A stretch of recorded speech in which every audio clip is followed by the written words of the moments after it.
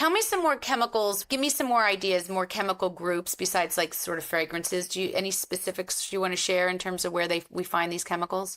Yeah, another one that has been somewhat controversial, which shouldn't be controversial, are parabens. Parabens are, they're considered quote unquote weak estrogens, but they're still estrogenic. So even if it's weak or strong, I think that word, we should throw that out. Just ignore that. If it's activating the estrogen pathways, we need to pay attention to this because this is not normal and it's not anything beneficial that we need externally. We have our own estrogen. We don't need more. So I think parabens being controversial is I think it's moving out of the way. I guess we can just say with certainty, parabens are not safe. Parabens are toxic. And there's lots of them. Like Yes. like there are PFAS chemicals, there are lots of them. And BPA has a lot of substitutions. Analogs. BPS. Yes. Analogs. Thank you for that Yes. word. Tell me about that. So what does the chemical industry do when something is actually not so much removed, which we'd love, which is not done, but sort of moved away from the public, eye in terms of taking it out of products because of popularity problems? Yeah, right. So consumers make demands and information spreads online and then they start, hey, we got to start swapping them out. We got to use a different chemical with the same functionality because we need the product to still work the same way. Otherwise, we're going out of business. And then they'll swap it out with something that is similar in toxicity, but that the consumers are not aware of yet. Right. And this is known as regrettable substitution. And it happens all the time. And it's really unfortunate. For example, the PFAS, all of the cookware, PFOA, PFOS free, but then they substitute with other similar chemicals like Gen X that people just don't know what Gen X is, but it's almost identical. So it's basically just trying to lie to the market, but keep the same functionality. Because as you know, as a toxicologist in the product industry and product design, it's not easy to recreate the same function unless you find the chemical that does the same job, whether it's heat resistance, whether it's stain resistance, whether you tell me. I mean, these formulations take millions of dollars to come up with. And so then when they have to take something out, it becomes a kind of a nightmare for the manufacturers, or at least they claim. Right. That's exactly right. They can't switch something out completely to a different chemical because it won't behave the same way. Chemicals behave the same way because they are structurally related to one another.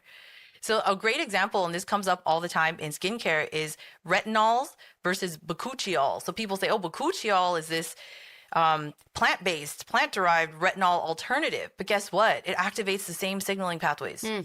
So how is it different? Maybe it's not as potent. Maybe you need to use more of it to get the same effect as a synthetic retinol, but it still activates the same pathway. So how is it different?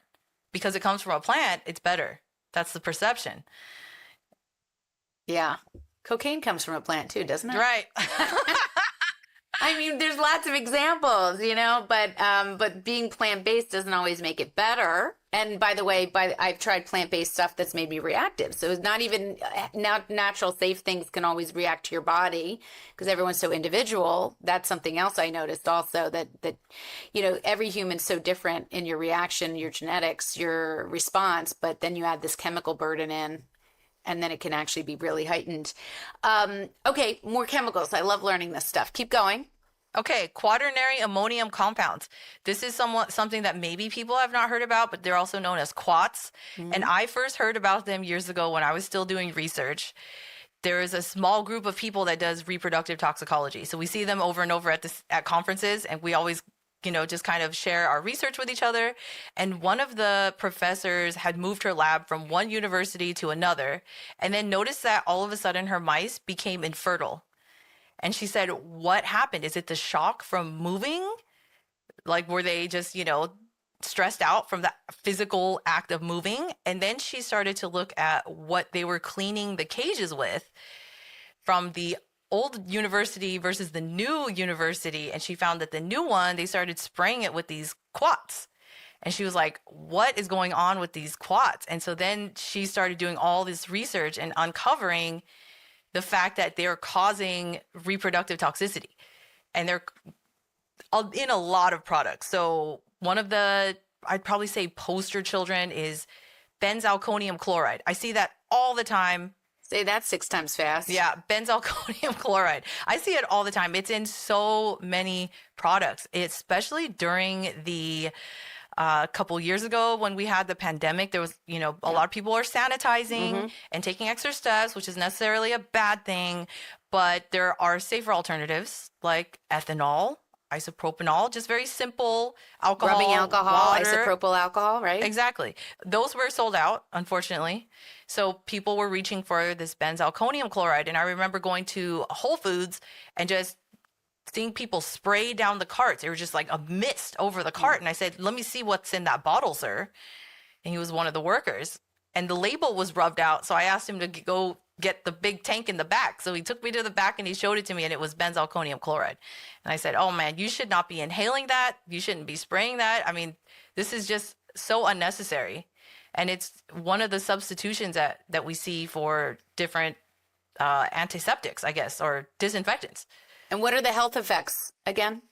It's endocrine disrupting. Basically, So, endocrine. yeah, they're endocrine disrupting. So they disrupt a multitude of different pathways. I mean, there's more than one pathway that they disrupt, and it's not just the estrogen. So these quaternary ammonium compounds, I think, are on the rise as well. And I've seen them in other products too, like dryer sheets, some of those anti-wrinkle sprays. I've even seen them in there, and I was shocked. I said, why is this in there? Yeah, and actually, it was years back, maybe 5-6 years ago, we went to like some big box store to get tile and tile sealant, and they put this stuff in tiles and tile sealant because they figure if you're going to put this in your bathroom, you want no germs. So it's this whole movement of antibacterial, anti-germ warfare that we're being, again, marketed to believe, and certainly heightened during COVID for a lot of good reasons, but certainly that was a window where manufacturing just skyrocketed of these harmful toxic chemicals.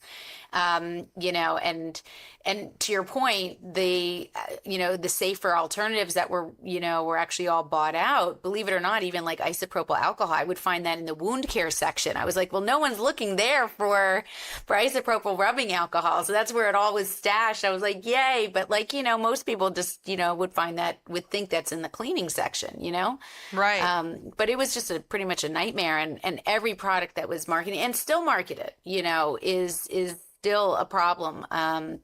Although there are good brands that are sort of safer, cleaner brands. How do you vet your brands when you look for them in your own home?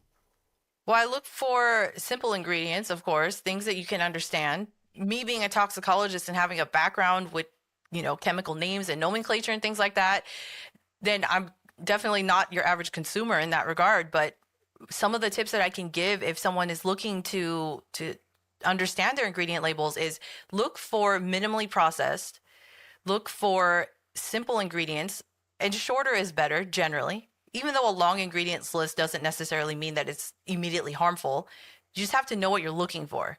Just try to avoid the ones that are just full of synthetic chemical names, these long chemical names that you're just like, what is it's another language. That Breyers commercial growing up was always like where the kids have to pronounce all the names on the ingredients list. I thought that was actually kind of a brilliant marketing, plan. And I kind of think of the same type of thing when you're applying it to cleaning products, or you're applying anything you put on your body, in your body, around your body, is kind of look at those ingredients. And even though vinegar is acetic acid, right? That doesn't sound so pretty, right? But most chemicals that sound ugly usually are not so great. But keep it simple, short ingredient list, and things that you can often recognize, right? Yeah, exactly. Yeah. I mean, Yeah. It's pretty straightforward. I mean, there are some innocuous chemicals that have longer names, but we're not going to get into the weeds there because that's not what they're putting in products, right? And they're putting in the cleaning products that are harsh enough that can kill bacteria and viruses and things like that. And so those are usually not pronounceable. Right. And I've even seen the benzalkonium chloride that we were just talking about. I've Yeah. seen it in baby wipes.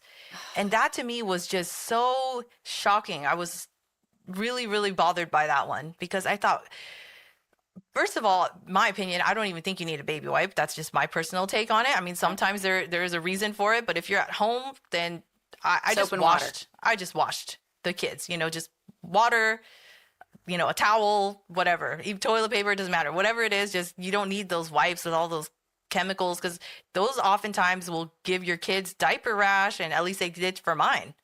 You know, they would leave a residue on the skin, sometimes irritating, and then it's just so unnecessary, especially with these chemicals in there that are just completely, in my opinion, just ridiculous. Yeah. No, I think it's all a great point, and it kind of goes back to the idea of like what were humans meant to have on their skin. I mean, a lot of these microbes that we now know that live on our skin are protective. You know, it's not all, Staph aureus or something horrible that we think. I mean, we have staph, but that's every human does. It's, so we have to be very kind of understanding of sort of what is too clean, Is there such a thing as too clean, and is clean better than living, reasonably with allowing microbes to live naturally?